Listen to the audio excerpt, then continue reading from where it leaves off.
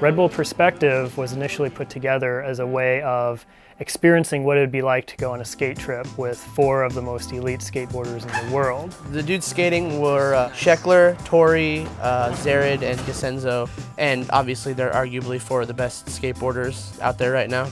We started finding out that what influences the type of rider they are is the home environments. So what we did is we flew to each one of their hometowns. They wanted to bring all 4 guys together. Action! And basically skate all these rad spots and kind of tell a story on what their idea of skateboarding is. The cameras we used were actually the coolest part of the trip to me, just because we haven't done that before in skateboarding. We wanted to find a visual way to include the viewer, so that came down to shooting anamorphic lenses as a way of producing a wide frame. That wider frame is closer to how 2 human eyes see. It's a little bit more natural, and it's definitely much more cinematic. The one thing that will always remind me of that trip is just how sick the Phantom cameras look, dude. We brought out the Phantom camera, which of course shoots up to 4,000 frames a second on the Super Slider, which is a really unique tool because you have this slow motion shot moving through the air very, very fast, up to 30, 40 feet a second, which is able to keep up with the athletes. Go for Zared. So you have this real-time looking shot with slow-mo action. It looks amazing. It's incredible. Ryan Young and his cable cam was one of the coolest tools. That camera that Ryan had built was like just insane. He built it all from scratch. He's like, that piece is from like a speedboat, that piece, right there is from like a remote control car, and that piece is from the military. And then I just bought this other stuff and put it together. Yeah, he's just like, you're like, oh, this dude's some filmer. Turns out he's like MacGyver of like filming action sports. We had Ricky Biedenbaugh, who's been filming skateboarding for almost 2 decades probably now. And he's known in skateboarding as one of the best dudes to work with when you're making a skateboard film. Oh, that looks sick, dude. Good shit, dude. Tom Curran, he's basically boys with all the skaters. He was on the shoot as well. Mark Ritzmo was the DP, director of photography. He's got a really good portfolio of stuff with skating. He's just really talented. The shots that are being set up with these gnarly cameras are going to be insane. I think the warehouse is like 110 years old or something. But from a producer standpoint and from the director, we thought we had this kind of place dialed, but the skaters had never actually seen it. So right when they went in there, they actually started to get creative with it. Hey, let's get this thing out of here. Can we do the other one? The moment the guys got in there, they were like, yeah, man, I can totally, you have to do the skate terms, I can't do it. I can totally 50-50 grind this, bro. Yeah. I'll skate this, the metal, like the glass jugs or something. Or, yeah. That was like, I don't know. I want to kickflip off the bathroom. Thought it was gonna be heavy. Fucking man over here. They all kind of feed off each other, so the day in the warehouse, it was just like non-stop. This thing looks fun, dude. It looks scary as fuck, but it looks fun. Go for Ren. Oh! Fuck yeah, Shex, get it!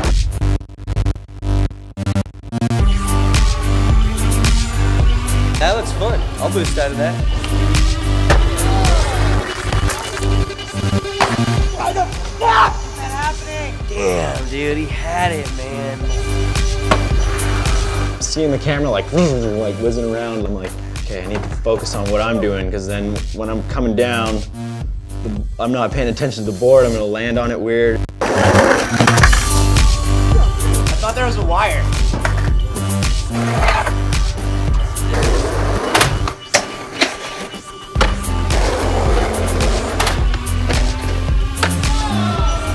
The guys wanted to like move off of our set path and go skate this ditch that we didn't know about, and then cliche old guy came out and was like, "You're skateboarders." Then we were like, "Well, this is public property." We got to have that whole conversation with the police, but turns out we were wrong about that. It was his yard. But the Phoenix PD was really nice to us. And oh, of course he's gonna talk to me first. Getting to skate Big Surf, the wave pool, was really, really cool. Being someone from Arizona, growing up there, it's a pretty legendary spot. Like, it's been around since the 70s, I think. This place has a lot to offer. pretty hyped. Normally when you go there, you have to climb a fence or crawl through a fence, and you take a chance on getting arrested for trespassing. We had the rights to the whole park, which is insane. That place is kind of like a candy store for those guys, and they're just coming up with different areas to skate. We're just like, okay, we only have like this many cameras. It's like herding cats if you had a giant room with catnip in like all four corners of the room. Look at that little wedger right there too. First thing we did was we skated the wave because the lighting on it was really well. We used sunlight, you know, and basically we were shooting 10 days after the shortest day of the year. So you like that? Calendar knowledge. Calendar nerd. Yeah. So we had 7 hours of sunlight. Yeah, dude. And the coming in was like so sick with it. And then we decided to move over to this little kicker, and all those guys kind of brought this little picnic table over.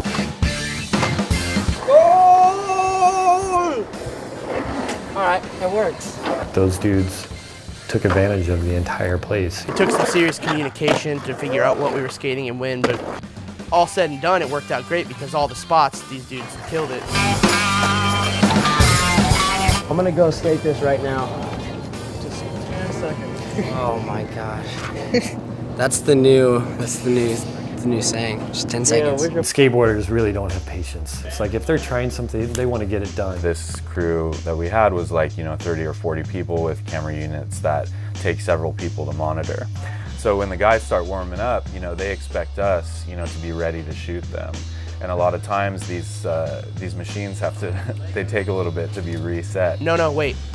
No, Tori, don't do it. And he's just like, all right. And then that stoke you had that you were ready to do your trick is just like, We gotta go now. Hey, we gotta get this going. It was also just really difficult doing the hurry up and wait and just being like, okay, I'm ready to land it right here. Trying to back ride that shit. It does get a little gnarly when you're trying to trick and you're really getting into it, and then you have to kind of hold up for a little bit. It's definitely a production. Camera is ready. For them getting into that mode of skating was tough. But once they saw the footage, I think that was a huge deal. Dude. Good job. And you got Tight. I was coming off the ledge and I was like, dude, I gotta land this shit. And then once that happened, it seemed like the whole rest of the shoot went way better because they finally understood like how this was gonna look. No one shot will make a 16-minute short film, but being able to put these different perspectives into the shoot so that you're always seeing something new that you haven't seen before, and you're hearing voiceover that's relevant to that, which is really what I think draws people in, and they're able to watch the whole time. That was probably my favorite part of the trip, was actually getting to use all the reds and phantoms and stuff. It was sick. And then also landing tricks the whole time too was awesome. 10:30, dude, I love being out this early, like on the skate scene already. It hurts your feet when you don't land on your board though. Land on board at all costs. Ouch. Ouch. It's incredible, dude. Do it. Get my fucking shit up. All right. Okay. Drama. Hairless. Yeah. Coming on, here we go. Off like a prom dress.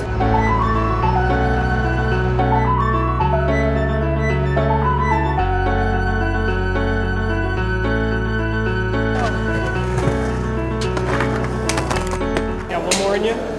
One more. Let's go.